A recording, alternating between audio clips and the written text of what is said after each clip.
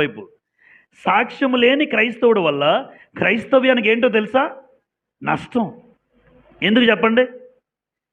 నిన్ను చూసి ఎవడో సంఘానికి రారు, నిన్ను బట్టి ఎవరో సంఘానికి రారు, అసలు దేవుణ్ణే నమ్ముకోరు. ఎందుకు? సాక్ష్యం లేని క్రైస్తవుడికి ఏముండాలి? సాక్ష్యం ఉండాలి. ఇప్పుడు సాక్ష్యం లేకపోతే నా వల్ల సంఘానికి వచ్చి ఎవరైనా దేవుణ్ణి నమ్ముకుంటాడా?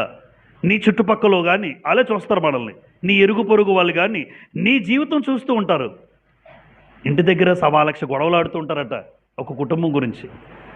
నోరుప్పితే బూతులు, వాళ్ళ భార్యాభర్తల మధ్య కుటుంబంలో గొడవలు, సమస్యలు, వాళ్ళు మాట్లాడుతూ ఉంటే పక్కనే ఉన్నట్టు కుటుంబం మళ్ళీ ఆదివారం వచ్చేసరికి బైబిల్ పట్టుకుని వచ్చేస్తున్నారు ఇక్కడికి ఇద్దరును. వాళ్ళు చూసి ఆదివారం అయ్యేసరికి బైబిల్ పట్టుకుని వెళ్ళిపోతున్నారు, వారం అంతా తన్నుకుంటున్నారు, గొనుక్కుంటున్నారు, సనుక్కుంటున్నారు. అది ఏమనుకుంటాడు? దేవుడు నమ్ముకుంటాడా? అరే